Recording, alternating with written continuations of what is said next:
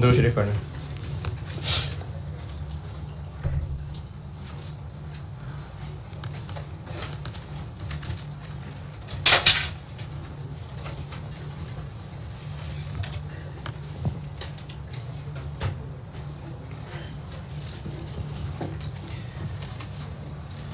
अच्छा, वो जो कल एंड पे सवाल लिखवाया था वो चूंकि उसी वक्त बनाया था, एक चीज़ जो मैं चाह रहा था वो नहीं बन सकी, तो एडवांस की वजह से ना वो गड़बड़ हो गई। तो मैंने ग्रुप में कहा ज़रूर था, लेकिन सब लोग तो ग्रुप में एडेड नहीं है। वो सवाल पेमेंट एट एंड कर लें, ताकि जो चीज़ मैं बनाना चाह रहा था वो सामने आए। एडवांस डाल के ना वो चीज़ सामने नहीं आई थी, वो निकल गई थी। सवाल क्या था कि 4 साल लीज टर्म है और कमेंसमेंट 1 जनवरी 2020 थी। 4 साल लीज टर्म है और रेंटल्स थे ईयर 1 में 10,000, 2 में 10,000, 3 में 30,000 और 4 में 120,000 और रेट था 10%। और ये थे हर 31 दिसंबर को। मैंने कल 1 जनवरी बोले थे, लेकिन वो मिक्स करते करते ना जो चीज़ लाना चाह रहा था वो नहीं, वो मिस हो गई इसकी वजह से, तो उसको मैंने 31 दिसंबर कर दिया। अब वो चीज़ सामने आएगी जिसकी वजह से ये सवाल लिखवाया था। इसका स्केड्यूल से पहले NIL निकाल लें अगर, तो इसकी NIL बनेगी 10,000, 10,000, 30,000 और 120,000। अब ये दो हैं, लगानी है एनविटी डिस्काउंटिंग लगा लें, नहीं तो बेशक आप इसको अलग अलग डिस्काउंट कर लें। तो अगर अलग अलग करूँ तो 1.1, 1.1, 1.1 और 1.1, तो ये टोटल NIL बन जाती है 121,856।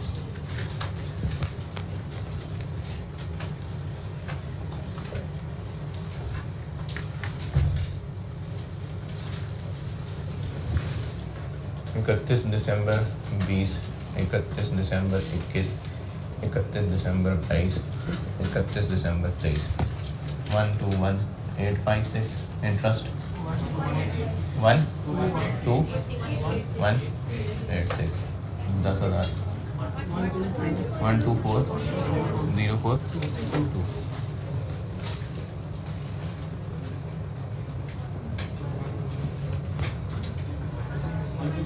126,446,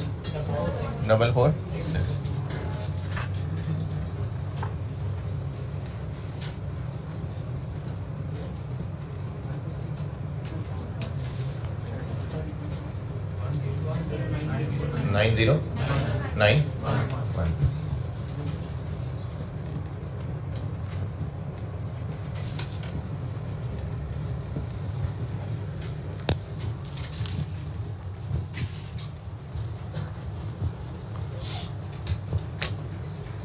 फिर मेरे पीछे आ गया था ना, इधर ही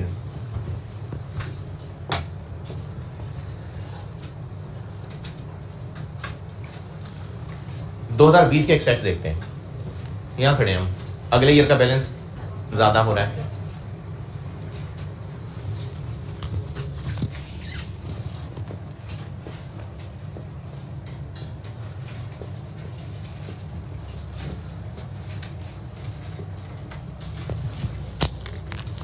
इंटरेस्ट इनकम 121,886, 124,04, 126,45, 10909। इस इंटरेस्ट में कोई एतराज नहीं।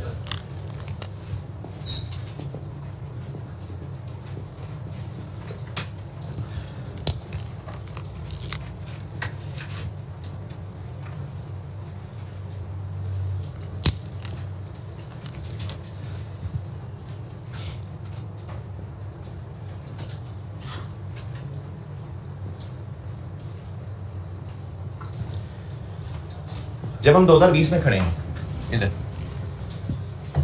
तो इस साल के बैलेंस से अगले साल का बैलेंस बढ़ गया।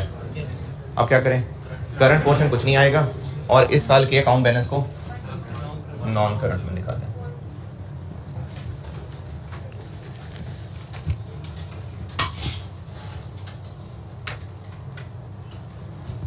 अगले साल बस अब ये नॉर्मल बन गया। अगले साल अगले ईयर का बैलेंस नॉन करंट में और उनका डिफरेंस करंट में 17,355। 22 में नॉन करंट में कुछ भी नहीं,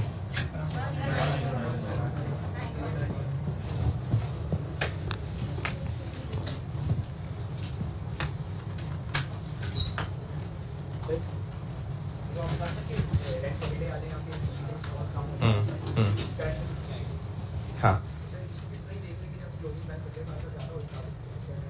ये बताया था मैंने यही कहा था।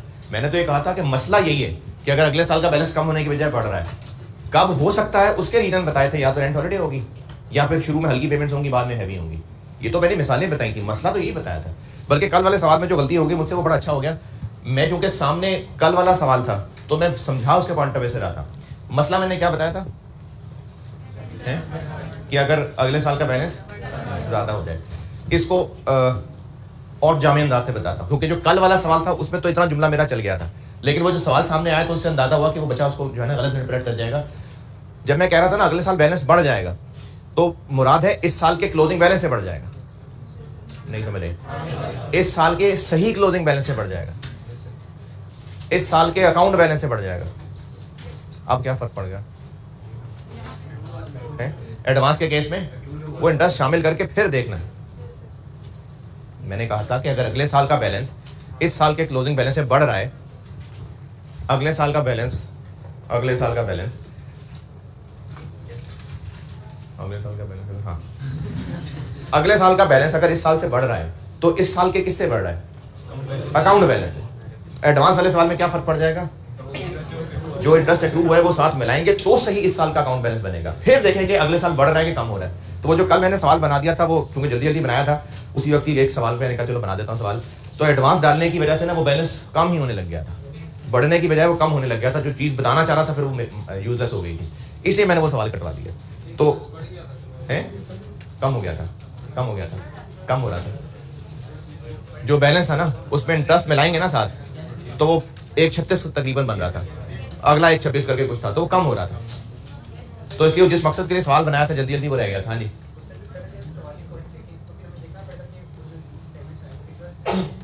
वही बता रहा हूं। नहीं देखें, ये तो सिनेरियो है, ये तो एक सवाल बच्चे ने पूछा तो उसके मुताबिक ये बात बन गई। कल ये याद होगी, वरना पहले तो इस पर कितना और भी नहीं किया हुआ था। आप ये देखने की बजाय कि शुरू में पेमेंट्स कम आगे पेमेंट्स हैवी हैं, ये ना देखें। आप ये देखें कि जो इस साल का क्लोजिंग अकाउंट बैलेंस है क्या अगले साल उससे कम हो रहा है कि बढ़ रहा है? अगर कम हो रहा है तो जैसे नॉर्मल कर रहे थे, अगर बढ़ रहा है तो ये जो आज कल बताया। हाँ, उसमें कम हो रहा है बैलेंस। हाँ, जैसे पहले किया था वही आएगा। नहीं 10 नहीं आएगा, जो तरीका बताया हुआ है 2000 कुछ आएगा। डिफरेंस को 2-2.5 बनता है शायद, वो आएगा, या 7-8 हज़ार बनता है। जो तरीका बताया वही आएगा।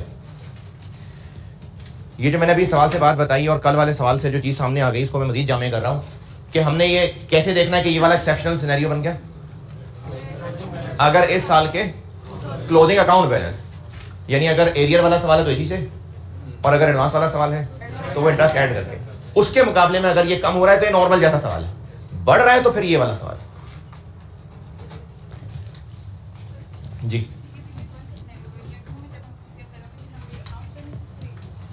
हाँ, किसी भी साल में खड़े होकर यही काम कर रहे हैं कि देख रहे हैं कि उस साल का जो ट्रायल बैलेंस वाला बैलेंस है क्या उससे अगले साल का कम हो रहा है या बढ़ रहा है। अगर कम हो रहा है तो जैसे नॉर्मल सीखा था वो है, अगर बढ़ रहा है तो ये जो करंट में कुछ ना दिखाने वाला ये है। जी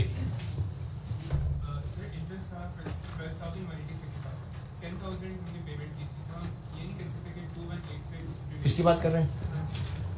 पहले वाली लाइन, हाँ 12,186 इंटरेस्ट था, 10,000 हमने पे किया था, तो हम ये नहीं कह सकते कि 2,186 इंटरेस्ट ड्यू था और ये हमारा करंट एसेट होना चाहिए।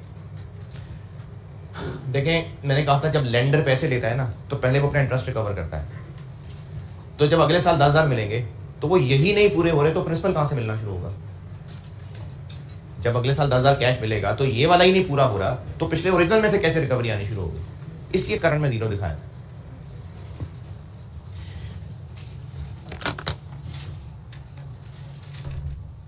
अच्छा जी, मैंने आपको एडवांस, एरियर और रेंट हॉलिडे ये सारी वैरायटियां बता दी। अब और वैरायटियों पे आते हैं। उन और वैरायटियों को करने से पहले डिस्क्लोजर बताता हूं, क्योंकि वो जो वैरायटी है ना वो डिस्क्लोजर के अंदर भी इफेक्ट लाएंगी, इसलिए पहले डिस्क्लोजर बताता हूं, फिर बाकी वैरायटियां बताता हूं।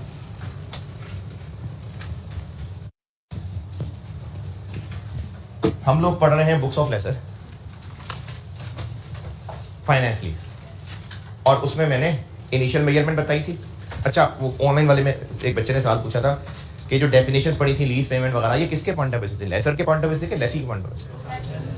दोनों के पॉइंट ऑफ व्यू से। नहीं भैया, बुक्स ऑफ लेसर पढ़ रहे हैं। ये तो फिर अच्छा हो गया, मैंने आपको जिक्र कर दिया, यहां बैठे हुए लोग भी सोच रहे होंगे। मैंने बुक्स ऑफ लेसर की बहुत बड़ी सी हेडिंग दी थी, उसके बाद से जो कुछ पढ़ रहे हैं वो लेसर के पॉइंट ऑफ व्यू से पढ़ रहे हैं। जब बुक्स ऑफ लेसी पढ़ाऊंगा तो फिर मजीद कुछ डेफिनेशन बताऊंगा। तो ये जितना कुछ अब तक हम लीज पढ़ रहे हैं ये लेसर बन के पढ़ रहे हैं, अभी लेसी बन के नहीं सोच रहे हैं। ना ही मैंने जो कुछ पढ़ाया उसका लेसी से कोई ताल्लुक था। हम जो कुछ पढ़ रहे हैं वो सब लेसर के पॉइंट ऑफ व्यू से पढ़ रहे हैं। डेफिनेशंस बताई थी वो भी लेसर के नजरिए से बताई थी। फिर इनिशियल मेजरमेंट थी, उस इनिशियल मेजरमेंट में मैंने अभी फिलहाल 2 पेज छोड़े हुए हैं, क्योंकि मैंने सिर्फ फाइनेंशियल लेसर पढ़ाया था, डीलर मैन्युफैक्चरर नहीं पढ़ाया। सब्सिक्वेंट मेजरमेंट दोनों की बता दी, डबल एंट्रीज भी हो गई, इनकम स्टेटमेंट बैलेंस शीट के एक्सट्रैक्ट्स भी हो गए, डिस्क्लोजर्स।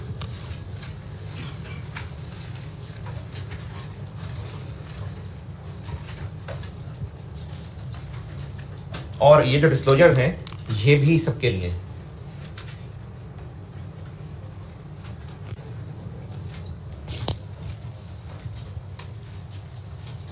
यानी डीलर मैन्युफैक्चरर के लिए मैंने भी 2 चीजें पेंडिंग रखी हुई हैं। एक इनिशियल मेजरमेंट नहीं बताई, और इनकम स्टेटमेंट के एक्सट्रैक्ट्स में 5-6 लाइनें छोड़ी हुई हैं। उसके अलावा जो भी चीजें बता रहा हूं मुझे लग रहा है मैं याद से ये लिखता आ रहा हूं सब पे, तो डिस्क्लोजर भी सबके लिए हैं। यानी आवाज मिसिंग कर रही है कई कई जगह ना।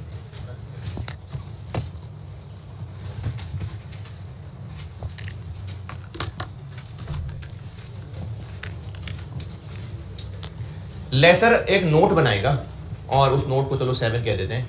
उस नोट का नाम होता है नेट इन्वेस्टमेंट इन लीज, ये नाम है नोट का। लीज सी पर नाम नहीं रखना, नेट इन्वेस्टमेंट इन लीज ये नोट का नाम है, net investment in lease.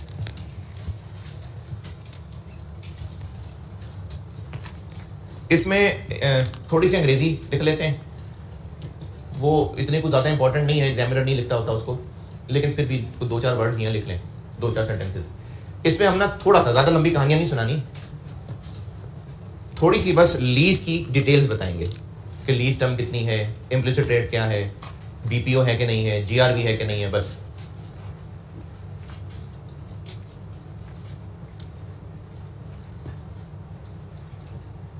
For example term कितनी है, रेट क्या है, बीपीओ है या नहीं है, जीआरवी है या नहीं है, बहुत थोड़ी सी इंफॉर्मेशन। इसके बाद बनेगा, और ये बिल्कुल ऑपरेटिंग लीज जैसा है, मैच्योरिटी एनालिसिस। ऑपरेटिंग लीज में भी बनाया था ये। क्या कर गया था इसमें,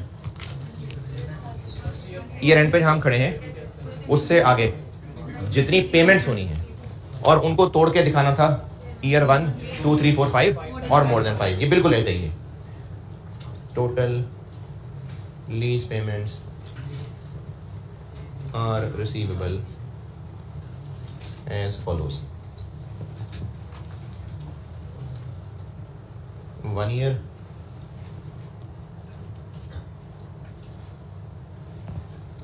2 years, 3 years,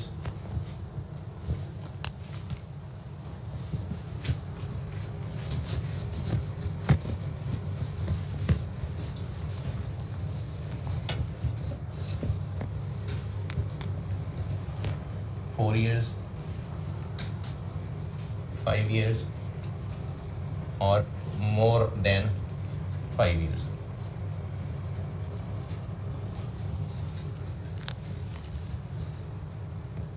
तो ये मैच्योरिटी एनालिसिस बिल्कुल वही है जो ऑपरेटिंग लीज में समझाया था कि ईयर एंड पे खड़े हैं, उसके बाद जो कैश मिलना है, जो लीज पेमेंट्स आनी है, वो लिखनी है।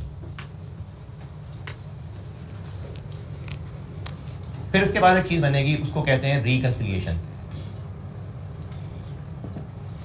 रिकंसिलिएशन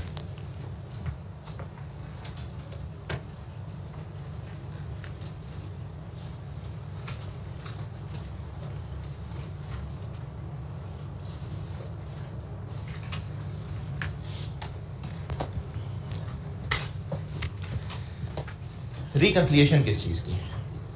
ये जो अमाउंट है ये क्या चीज है? टोटल जो भी मिलने हैं या बिल्कुल इनिशियल जो सारा टोटल दिया गया था जो भी मिलने हैं, यानी अब जितने मिलने हैं, तो बैलेंस शीट में जो लीज रिसीवेबल आ रहा है वो यही होगा? नहीं, ये इंटरेस्ट शामिल है, ये तो रेंटल्स हैं। ये जो हम कह रहे हैं ना कल को इतना मिलेगा, तो ये तो रेंटल्स की अमाउंट है, लीज पेमेंट्स। जितने बाकी लीज पेमेंट्स रेंटल रह गए ये वो हैं। बैलेंस शीट में इन्हीं का टोटल बैलेंस आ रहा होगा? नहीं, बैलेंस शीट में तो प्रिंसिपल पोर्शन आ रहा होगा। पीछे पलटे पेजेस जो कल परसों मेहनत की उस पे आए।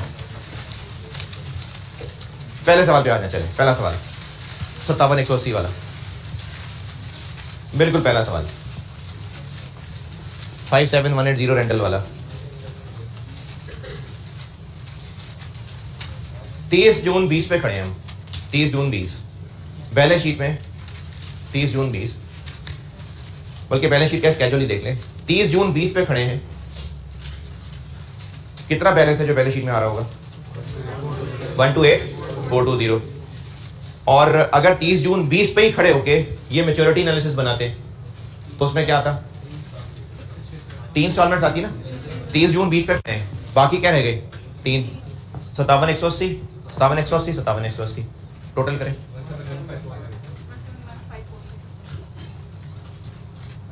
वन 171 आ रहा होता। बैलेंस शीट में क्या आ रहा है? ये कह रहा था मैं कि हम जो यहां मैच्योरिटी एनालिसिस में फिगर दिखा रहे होंगे, क्या ये है जो बैलेंस शीट में रिसीवेबल आ रहा होगा? नहीं, क्यों नहीं? क्योंकि ये तो रेंटल्स की अमाउंट है ना, इनमें तो इंटरेस्ट है, जबकि बैलेंस शीट में जो है वो तो बाकी बचा हुआ प्रिंसिपल दिखा रहे हैं हम। तो रिकंसिलिएशन का मतलब ये है कि ये जो आप कह रहे हैं कि इतने पैसे मिलने हैं, तो बैलेंस शीट वाला ये क्यों नहीं है? इन दोनों में क्या फर्क है? ये रिकंसिलिएशन। तो उस रिकंसिलिएशन में हम ये बताएंगे कि ये जो हम कह रहे हैं वो हम तुम्हें बैलेंस शीट वाले से टैली कर देते हैं। ये फिगर यहां लिखेंगे, यही वाली फिगर,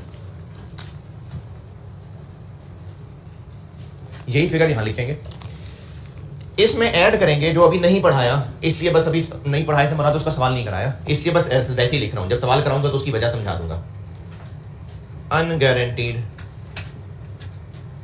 रेजिडुअल वैल्यू, अभी इसका सवाल नहीं कराया ना, जब सवाल कराऊंगा तो ये फिगर सामने आ जाएगी। इन दोनों को करेंगे ऐड, इन दोनों को, और फिर जो आंसर आएगा उसको कहेंगे ग्रॉस इन्वेस्टमेंट इन लीज। इस डिस्क्लोजर का फॉर्मेट पूरा लिख ले पहले, फिर सवालों से फिगर सामने आती है ना, फिर समझाऊंगा। फिर इसके बाद इसमें से एक फिगर लेस होगी, अनअर्न्ड फाइनेंस इनकम, ये फिगर होगी लेस। फिर जो आंसर आएगा उसको कहा जाएगा नेट इन्वेस्टमेंट इन लीज।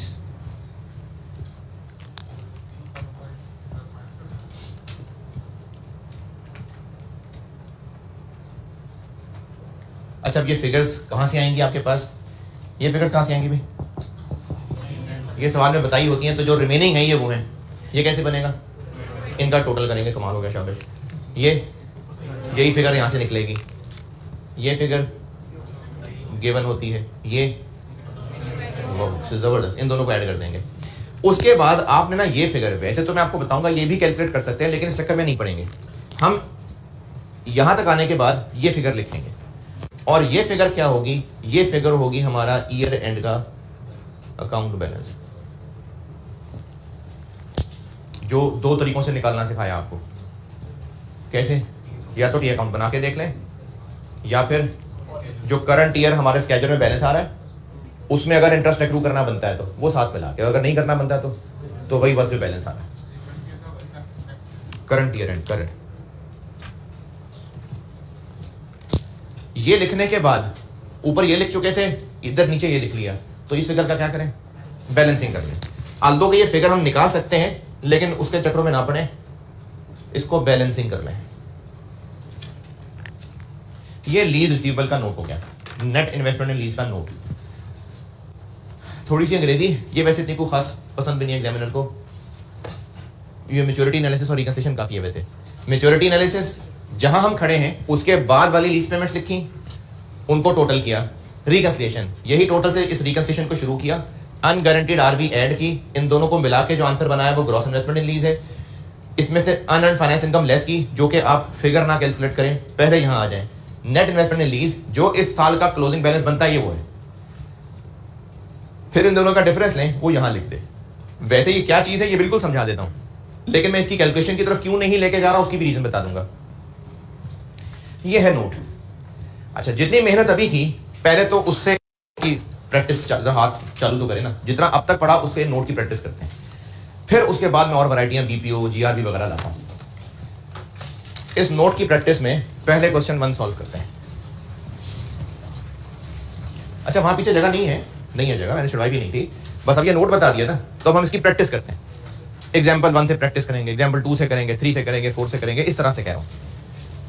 तो एग्जाम्पल 1 की फिगर से इस नोट की प्रैक्टिस करते हैं।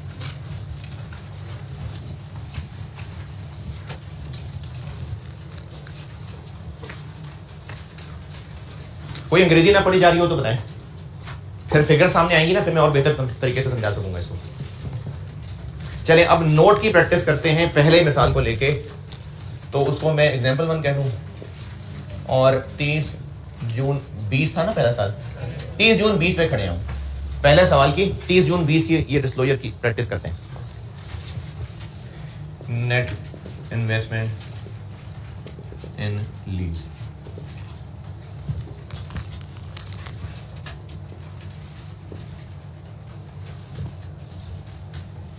is 4 years implicit rate।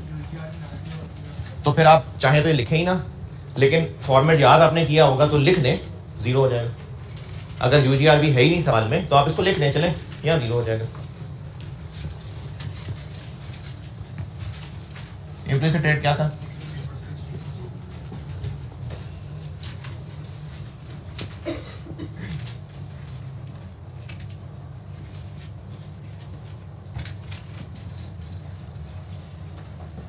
काफी। मेच्योरिटी एनालिसिस, 30 जून 20 पे खड़े होकर देखें कितने साल बाकी रह गए, 3। Total lease payments are receivable as follows.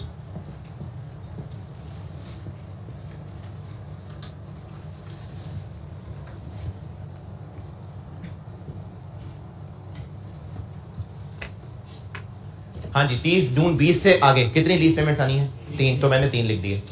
कितनी 57180, 57180, 57180, इनका कर लें टोटल 171540।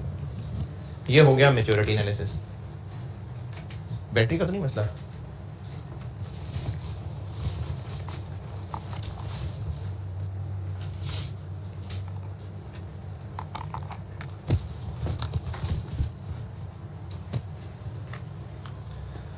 अब तो रखा भी अलग अलग पॉकेट्स में यार, लेकिन कुछ जगह पर मिसिंग हो रही है हैं? हाँ, तो वो क्यों ड्रॉप हो रहे हैं? तो बादल भी नहीं है इधर, तो जैमर भी नहीं लगा हुआ।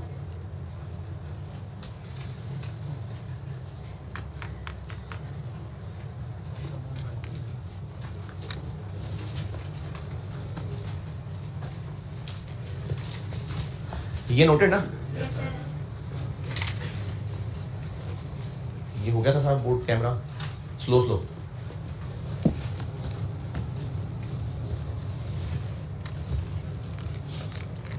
इसी से आगे चल रहा हूं। रिकंसिलिएशन,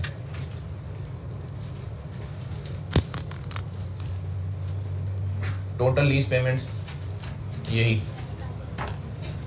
171540। अनगारंटीड चूंकि है नहीं तो बेशक लिखे ही ना, या 0 कर दें, लिख लिया करें, वैसे फॉर्मेट आपको पूरा याद रहे। ये हो गई ग्रॉस इन्वेस्टमेंट इन लीज। यूजीआरबी ठीक है, लिख लें।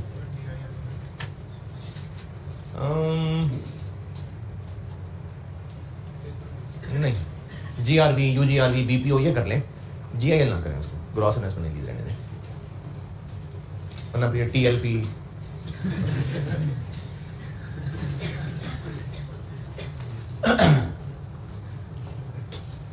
इसके बाद अनअर्न्ड फाइनेंस इनकम की लाइन छोड़ के नेट इन्वेस्टमेंट इन लीज। तो हम 30 जून 20 पे खड़े हैं। अभी इस वक्त रिसीवेबल का बैलेंस कितना है? 128420। इनका डिफरेंस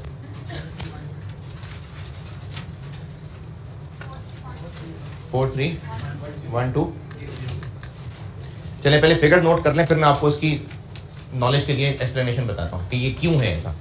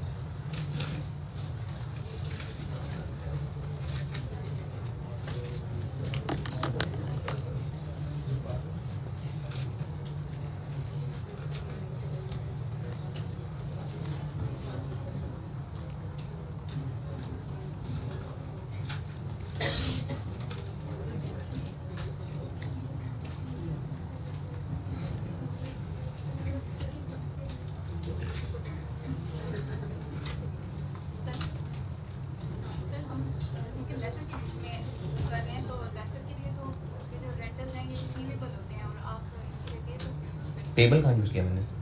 रिसीवेबल ही लिखा है, रिसीवेबल लिखा मैंने। नहीं, ये तो इन रेंटल्स की नेचर बताइए कि रेंटल्स पेएबल हर साल है। पेएबल बाय कौन? जिसने पे करने हैं। ये तो वैसे रेंटल्स का नेचर बताया जा रहा है कि पेएबल कब होते हैं। ये लेसर की नजर से पेएबल का वर्ड नहीं है। जैसे किसी कस्टमर से पैसे आने हैं तो अब बॉस जो है वो अकाउंटेंट से पूछेगा फलाने से पेमेंट आनी थी, आई कि नहीं आई? तो वैसे तो देखे वर्ड अजीब है, ये पेमेंट आई कि नहीं आई, उसको पूछना चाहिए रिसीट आई कि नहीं आई, लेकिन बस एक नाम है कि पेमेंट आई कि नहीं आई। तो इसी तरह से ये जो हमने लीज पेमेंट्स पढ़ी हैं तो ये तो फिर लीज रिसीट्स होनी चाहिए थी। तो इसलिए इनको ऐसा नाउन बस कह रहे हैं कि वो लीज पेमेंट्स हैं। जब लेसी इनको पे कर रहा होगा, लेसर इनको रिसीव कर रहा होगा। तो यहां पर जो लिखा हुआ है रेंटल्स आर पेएबल एनुअली, ये सिर्फ इनका नेचर बताया हुआ है कि रेंटल्स कब दिए जाते हैं। ये नहीं कहा कि lessor pays annually. Values noted? अच्छा जी, GIL इज इक्वल टू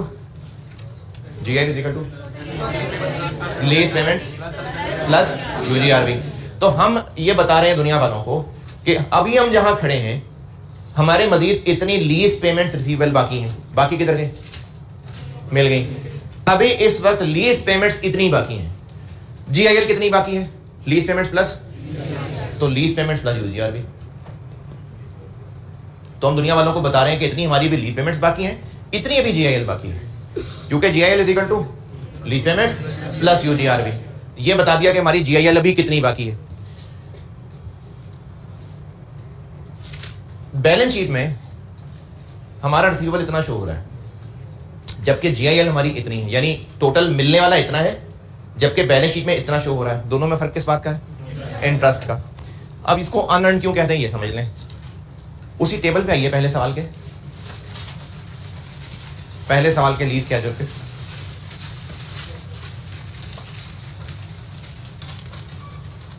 अभी अगर 2020 कर रहे हैं तो हम पहली लाइन क्रॉस कर चुके हैं, बाकी रह गई 3 लाइनें। इन 3 लाइंस में इतना रिसीव होगा,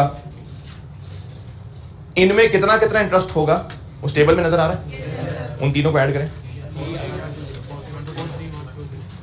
जिनको नहीं लग रहा ये आएगा ऐड तो करें ना।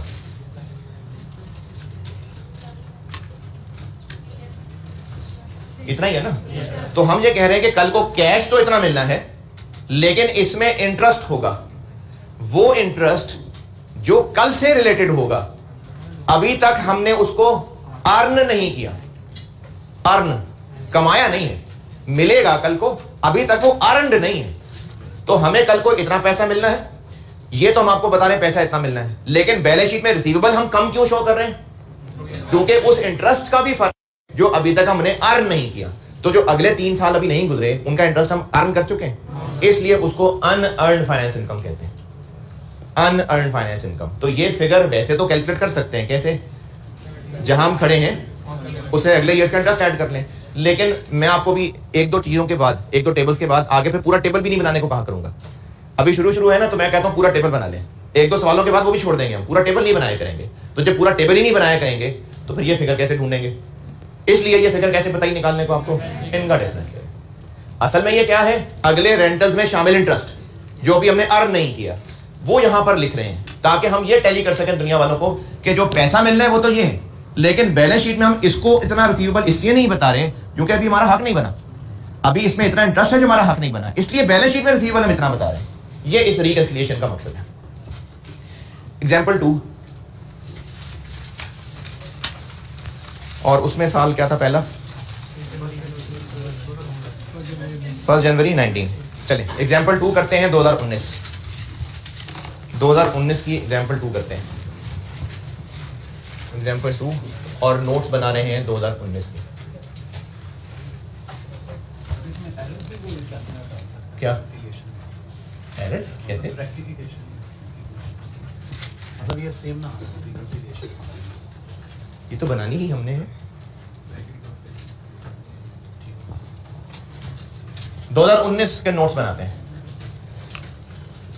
इम्प्लिसिट रेट इसमें भी 16 था, 14 था।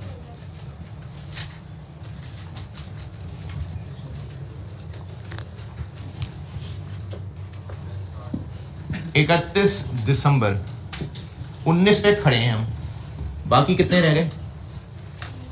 स्केड्यूल देखे ना, हम 31 दिसंबर 19 पे खड़े हैं, तो उसके बाद फिर 1 जनवरी 20, 1 जनवरी 21, 1 जनवरी 22 रहता है। तो फिर से ये 3 क्या क्या अमाउंट है? 7400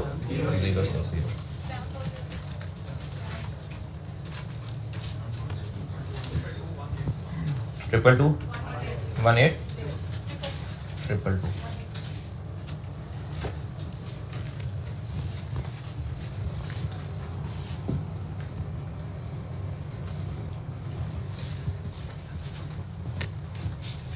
करें आप लोग ट्राई रिकंसिलिएशन।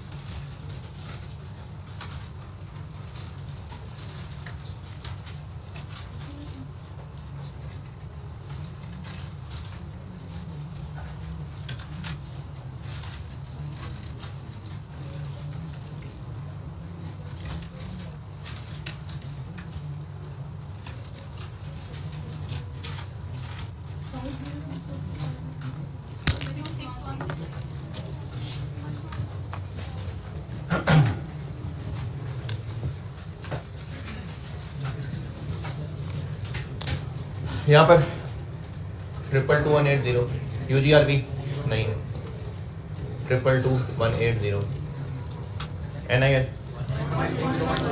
196 ये कैसे? एक तो मैंने इसमें लेजर भी बना के दिखाया था, दूसरा जो स्केड्यूल के अंदर क्लोजिंग आ रहा है उसमें साथ इंटरेस्ट में ला लिया।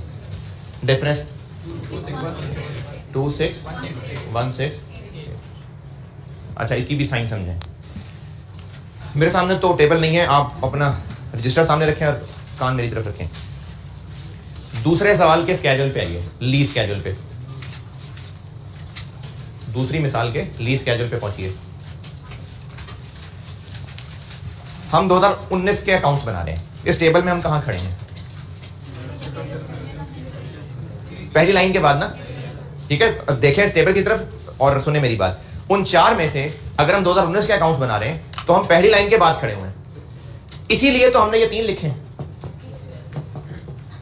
उसके बाद 3 कैश मिलने हैं तो ये 3 वो लिखे हुए हैं। तो फिर इन तीनों में जो इंटरेस्ट शामिल है उन तीनों को ऐड करें।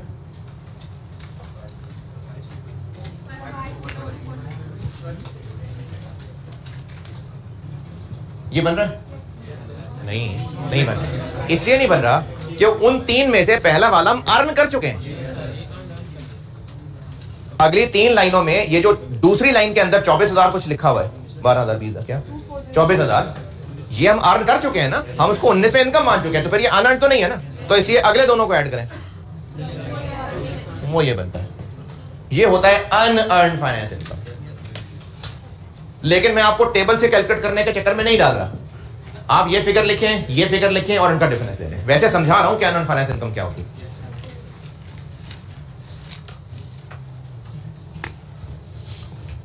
जी, लीज ईवर का नोट ओके, चले ठीक है,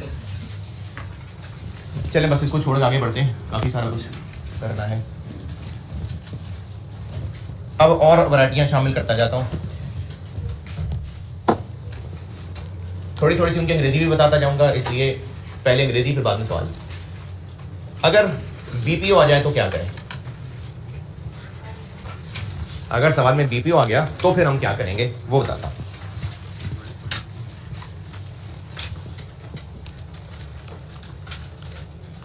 सवाल में बीपीओ आने से एक काम तो हम ये कर रहे होंगे कि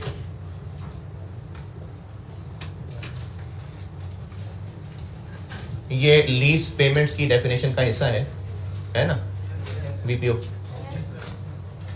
तो जब हम एनआईएल निकालेंगे ना,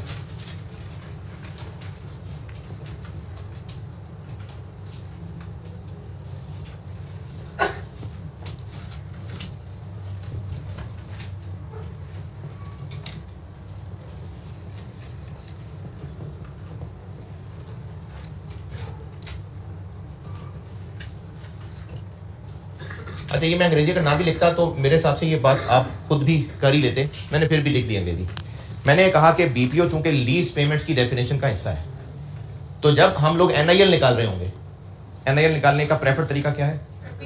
तो जब हम लोग एनआईएल निकाल रहे होंगे और जीआईएल की पीवी निकाल रहे होंगे तो सबकी डिस्काउंटिंग कर रहे होंगे, तो बीपीओ की भी करेंगे ना। हाँ, तो ये लिखा मैंने। ये मैं ना भी लिखता तो मेरे ख्याल में आप कर ही लेते, फिर भी मैंने एक लिख दिया पॉइंट कि हम जब एनआईएल निकाल रहे होंगे तो जहां रेंटर्स की डिस्काउंटिंग कर रहे होंगे तो बीपीओ की भी कर रहे होंगे, तो फिर ये नहीं कर रहे होंगे। एनआईएल निकालते हुए अगर दूसरा मेथड है फेयर वैल्यू प्लस आईडीसी वाला, तो फिर उसमें उसका काम नहीं आ रहा होगा। इसीलिए मैंने कहा calculating NIL as PV of GL, तो हमें इसको डिस्काउंट करना है। अच्छा, एक तो ये करना है।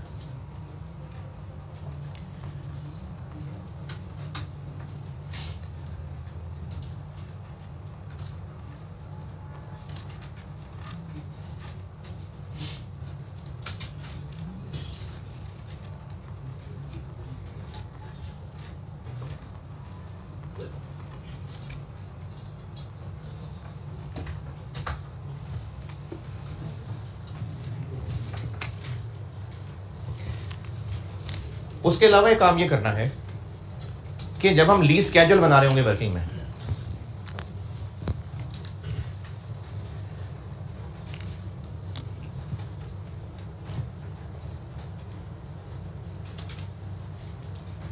इसको लीज स्केड्यूल भी कहा था मैंने और लीज अमोर्टाइजेशन स्केड्यूल भी कहा था।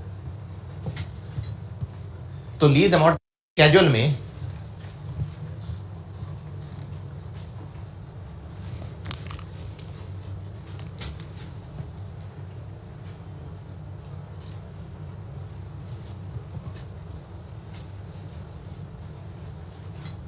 अगर रेंटल पेबल इन एरियर है तो क्या करेंगे बीपीओ का, और अगर रेंटल्स पेबल इन एडवांस है तो क्या करेंगे।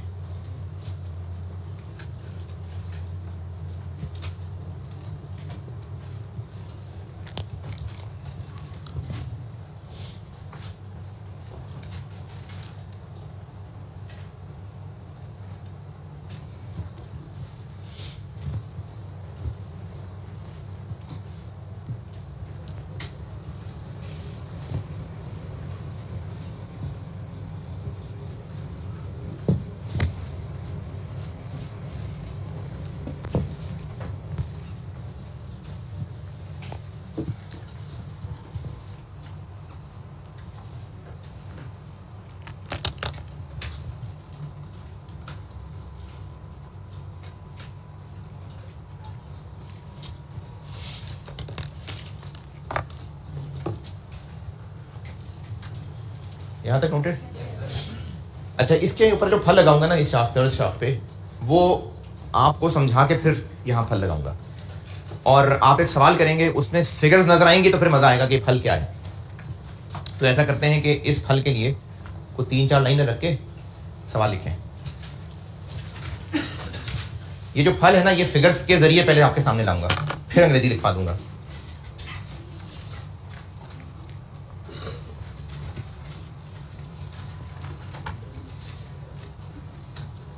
लीज टर्म 3 साल है,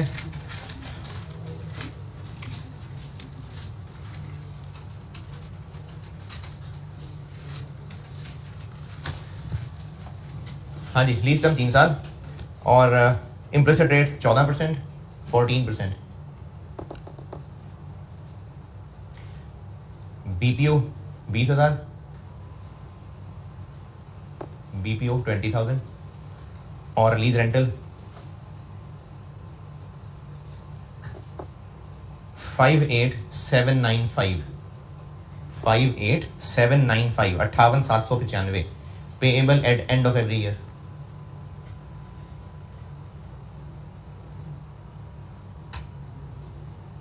डेट्स मर्जी जो मर्जी रखें, टेबल बनाएं, लीज स्केड्यूल बनाएं।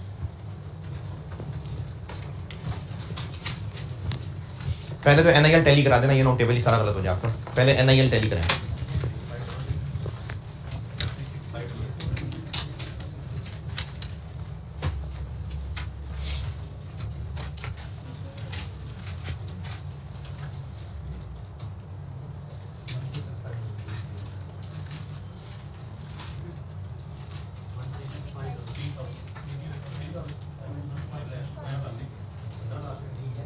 जीरो ध्यान से देखो, 150,000। अभी अभी बताया, मैं कह भी रहा था चलो मैं नहीं लिखता, आप कर ही लेंगे, लिख भी दिया, फिर भी नहीं कर रहे। रेंटर्स की डिस्काउंटिंग भी करनी है, और बीपीओ नहीं है लीज पेमेंट्स का हिस्सा, उसकी भी करनी है डिस्काउंटिंग।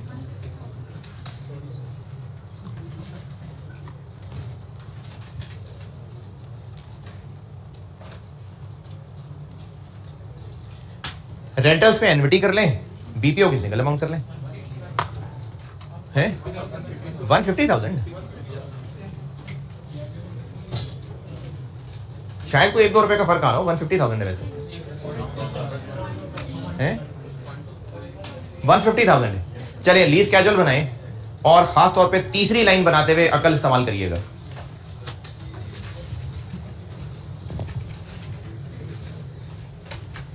स्केड्यूल बनाइए पूरा और खास तौर पे तीसरी लाइन बनाते हुए अकल का मुजाहरा कीजिएगा।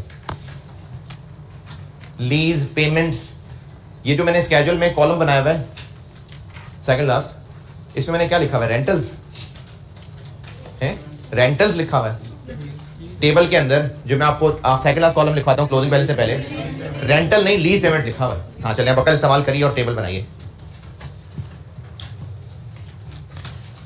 डेट जो मर्जी रख लें, चले भाई अलमशहूर 19 ही रख लें, 19, 20, 21।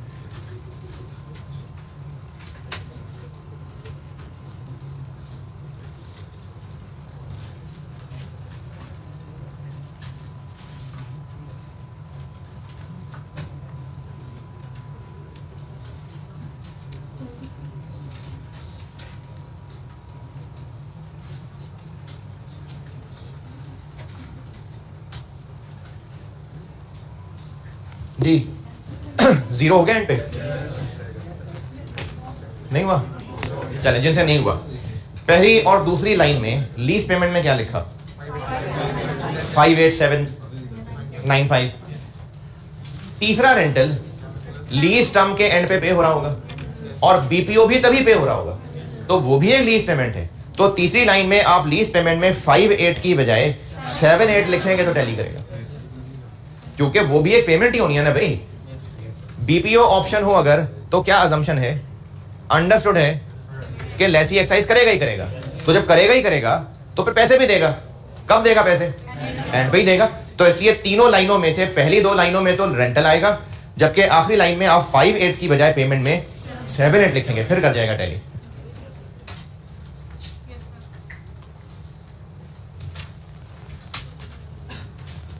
अच्छा क्यों कर गया, क्यों हो गया जीरो? क्योंकि हमने रेंटल्स और बीपीओ भी इसकी पीवी से शुरू किया था, तो अब ये सब पे होगा तो जीरो होगा। तो इसमें आखिरी लाइन में आके आप 58 की बजाय 78 लिखेंगे पेमेंट में, ठीक है? एक और लिखें सवाल।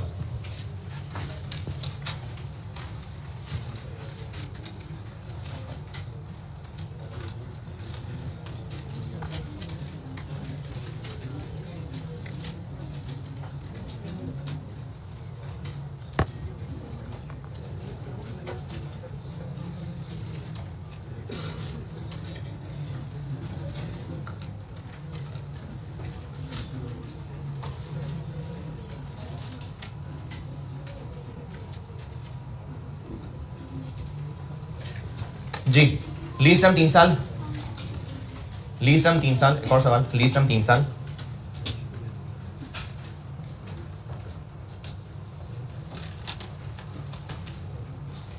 Implicit rate 18%, 18%। लीज टर्म मैंने 3 साल बोली है, इम्प्लिसिट रेट 18%।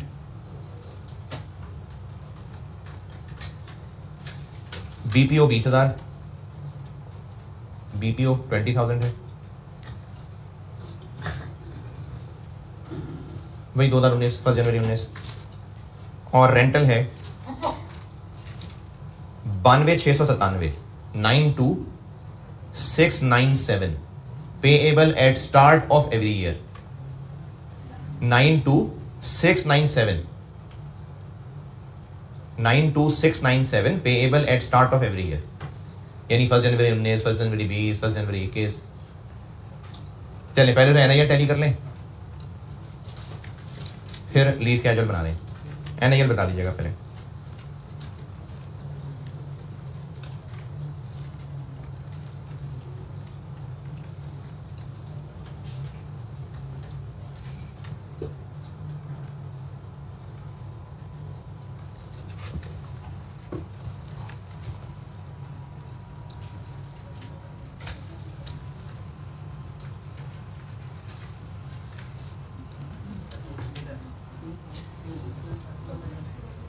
हाँ जी 250,000 एडवांस है रेंटल।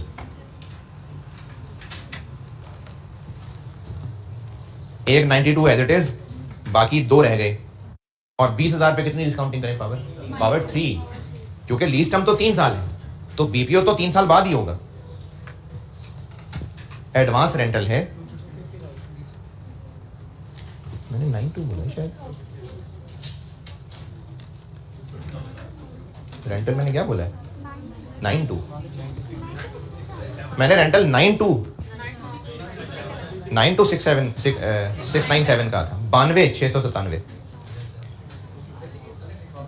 हाँ, लीज टर्म तो 3 साल है ना, बीपीओ तो तीसरे साल के एंड पे ही देगा। बीपीओ तो 3 साल के एंड पे ही होगा, क्योंकि लीज टर्म 3 साल है, तो बीपीओ की डिस्काउंटिंग पावर 3 होगी। एनआईएल बन गया 250,000।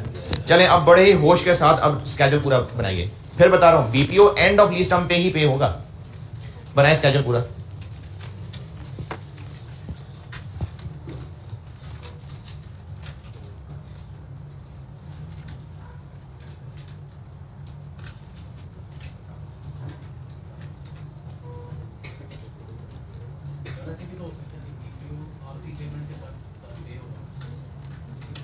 बीपीओ कब पे होगा? And of lease term. And आपने इंस्टॉलमेंट के साथ नहीं, एंड ऑफ लीज टर्म। नहीं, डिसाइड तो यही है ना कि लीज टर्म एंड होगी तो चाहो तो खरीदो, चाहो वापस कर दो। तो लीज टर्म खत्म होगी तो डिसाइड करेगा ना। तो फिर ऑप्शन कैसे हुई? ऑप्शन है ना, वो ऑप्शन ही ये है कि जब लीज टर्म एंड हो जाएगी तो चाहो तो वापस कर देना, चाहो खरीद लेना।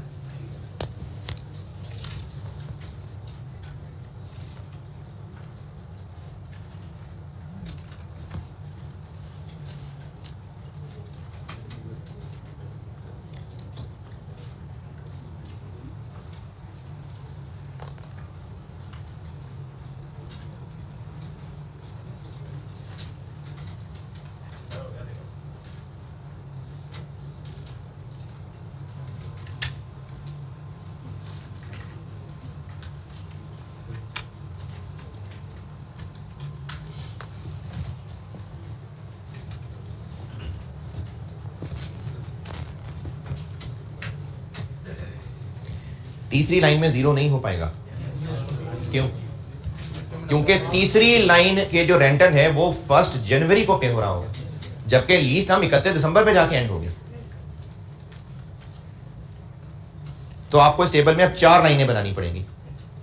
1 जनवरी 19, 1 जनवरी 20, 1 जनवरी 21 और 31 दिसंबर 21।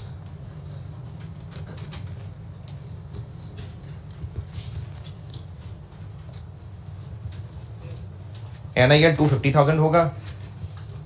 रेंटल्स की 3 लाइनें, 1 जनवरी 19, 1 जनवरी 20, 1 जनवरी 21। और चौथी एक अलग लाइन बनानी पड़ेगी 31 दिसंबर 20 पे, 21 पे। और उसमें पेमेंट क्या लिखेंगे? 20,000। फिर जाके 0 होगा। इंटरेस्ट होगा, क्यों नहीं होगा? एक साल गुजरेगा तो इंटरेस्ट लगेगा। डिस्काउंटिंग की थी, अब आगे गुजरेगा तो कंपाउंडिंग तो होगी।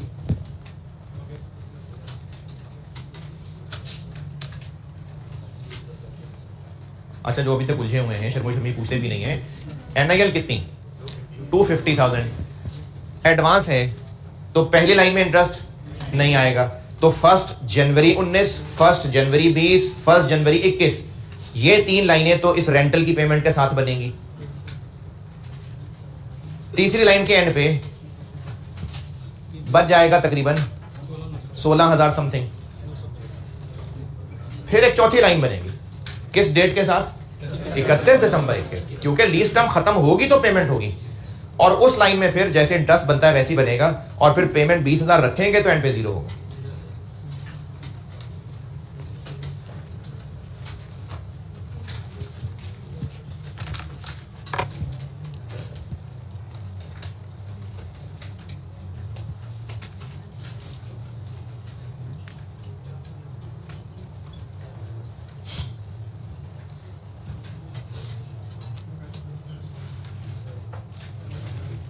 जीरो हो तो मैं आगे बढ़ूं। पहली 3 लाइनों में पेमेंट्स रेंटल वाली आएंगी 9-2 वाली, और फिर चौथी एक और लाइन बनेगी 31 दिसंबर की डेट के साथ।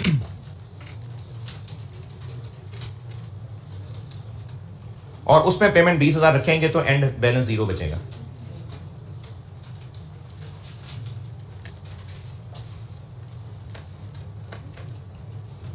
पहली लाइन में इंटरेस्ट नहीं होता, एडवांस है।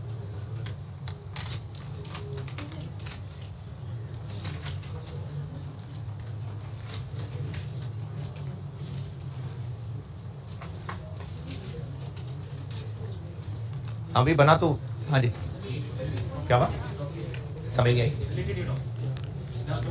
अच्छा, तो टेबल बना कि नहीं बना भाई? 1 जनवरी 19, 1 जनवरी 20, 1 जनवरी 21, ये रेगुलर जैसे एडवांस की लाइनें होती हैं वैसी बनेगी। फिर चौथी एक और लाइन बनेगी 31 दिसंबर 21 के साथ, जिसमें आप पेमेंट वाले कॉलम में 20,000 लिखेंगे।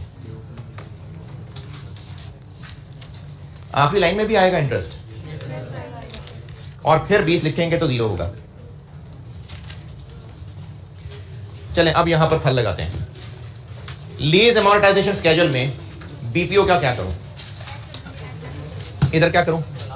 BPO is added to last payment. इधर BPO is added to last payment, यही जो किया। इस शाख का फल बता रहा हूं, BPO is added to last payment.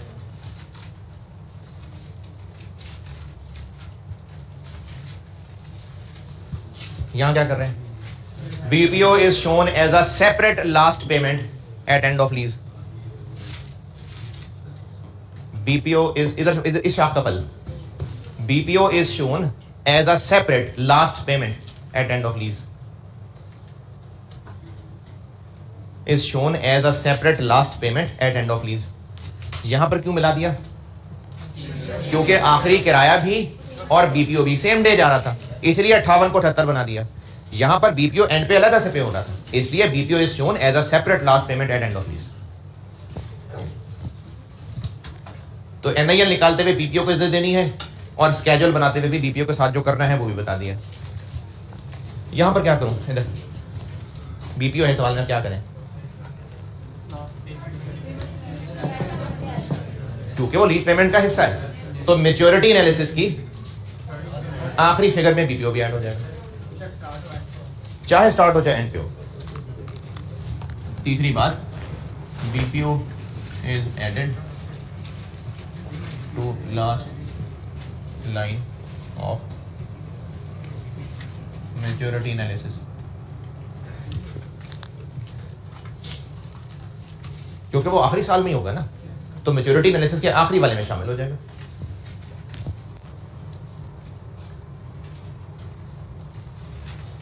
ये करना है बीपीओ अगर सवाल में आ जाए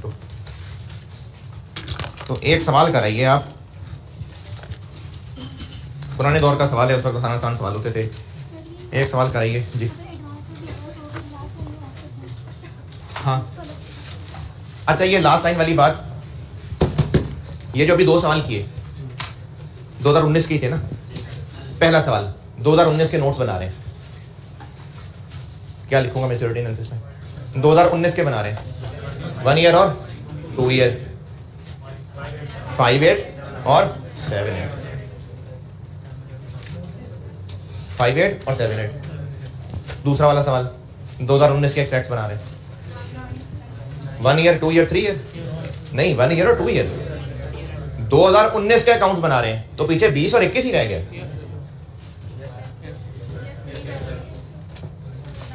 9-2 और ये 9-2 और ये 1-1-2। बेशक 2021 के शुरू में रेंटल जा रहा है और एंड पे बीपीओ जा रहा है, जा तो 21 में ही रहा है ना, तो इसलिए मैच्योरिटी एनालिसिस की आखिरी लाइन में बीपीओ को ऐड कर दें, चाहे एडवांस है चाहे रियल है। क्या अगर लीज टर्म अगली 8-10 साल रहती है तो भी हम बीपीओ को तो एंड पे रखेंगे ना, तो वो मोर देन 5 ईयर्स वाली में ऐड हो जाएगा। तो तरीका तो अब भी वही है, जो भी मैच्योरिटी एनालिसिस बना रहे होंगे आखिरी वाली में बीपीओ शामिल हो जाएगा। एक सवाल है जी पास पेपर का, ये कराइए। क्वेश्चन नंबर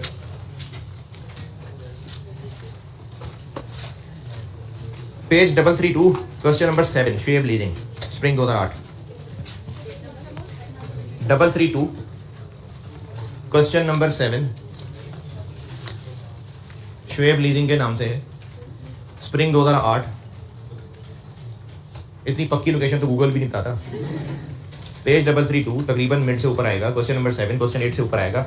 शुएब लीजिंग के नाम से है, स्प्रिंग 2008, शुएब लीजिंग। वो 6 है ही ना इस पेज पे, इसलिए इसके नीचे नहीं दिख रहा होगा। ठीक है जी, चलिए ये सवाल होमवर्क है आपका। कल मैं इंशाल्लाह जीआरबी वाला वैरायटी लाता हूँ और कल ही फिर मैं ये बता दूंगा कि टेबल हम पूरा बनाने की जहमत नहीं किया करेंगे, कल बना लेंगे, और जीआरबी जब मैं लाऊंगा तो हाँ जी आज बयान करूंगा इंशाल्लाह ये माफी के ऊपर, तौबा के ऊपर। हाँ जी 3:15 तक आऊंगा मैं वहां से, और इसी रूम में। कल क्या बात हुई थी? सिला रहमी।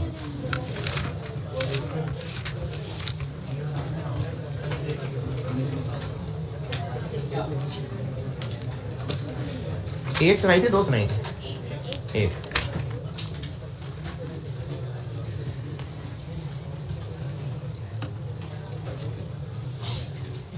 अच्छा मैंने कल भी ये बात की थी कि अगर कोई रिश्तेदार नुकसान पहुंचा रहा है, नुकसान, तो फिर उस सिचुएशन को अवॉइड करें जहां नुकसान पहुंचा रहा है। जैसे अगर वो रिश्तेदार हमेशा बिजनेस में धोखा देता है तो बिजनेस ना करें उसके साथ। अगर जब भी कोई चीज खरीदी बेची है, खराब चीज ही बेची उसने, उसे ना खरीदें। ये चीजें खरीदना तो सिला रहमी नहीं है। तो जिन चीजों में वो नुकसान पहुंचा रहा है वो सिचुएशन अवॉइड करें। इसी तरह से अगर जब भी ऐसा होता है कि 10 लोग बैठे होते हैं तो वो वहां पर उल्टी उल्टी बातें शुरू कर देता है, तो गैदरिंग अवॉइड कर लें, या अगर गैदरिंग है भी तो टॉपिक बदल लिया करें। यानी सिचुएशन अवॉइड करनी है, बार बार उससे नुकसान नहीं उठाना, लेकिन मुश्किल में छोड़ देना ये नहीं करना, ये कतर रहमी है। अच्छा अब इसमें होता, कल मैंने भी यही बात की थी कि बदले में सिला रहमी करना नहीं होती सिला रहमी। इसी तरह की एक और हदीस है मुस्लिम में 6525, वो भी चले समझाता हूं मिसाल से। अगर मैं किसी का अच्छा सलूक कर रहा हूं और वो बदले में अच्छा सलूक नहीं कर रहा है, लेकिन मैं फिर भी अच्छा सलूक कर रहा हूं, तो मेरा अमल मेरे साथ, उसका अमल उसके साथ, मुझे मेरे अमल पर जज किया जाना है। मुस्लिम 6525, सैयदना अबू हुरैरा रज़ियल्लाहु अन्हु से रिवायत है कि एक आदमी ने कहा कि अल्लाह के रसूल सल्लल्लाहु अलैहि वसल्लम, मेरे कुछ रिश्तेदार हैं, मैं उनसे सिला रहमी करता हूं और वो मुझसे कता ताल्लुक करते हैं। मैं उनसे अच्छा सलूक करता हूं और वो मुझसे बुरा सलूक करते हैं। मैं उनसे तहम्मुल और बुर्दबारी यानी पेशेंस अच्छे तरीके से पेश आता हूं और वो मेरे साथ नादानी से पेश आते हैं। आप सल्लल्लाहु अलैहि वसल्लम ने फरमाया, अगर तो ऐसा ही है जैसे तूने कहा है, तो गोया तू उनके मुंह में गर्म राख डाल रहा है, यानी उनके लिए बर्बादी हो रही है, और उनके मुकाबले में तेरे साथ हमेशा अल्लाह की तरफ से एक मददगार रहेगा जब तक तेरा ये रवैया रहेगा। कल मुलाकात होगी इंशाअल्लाह।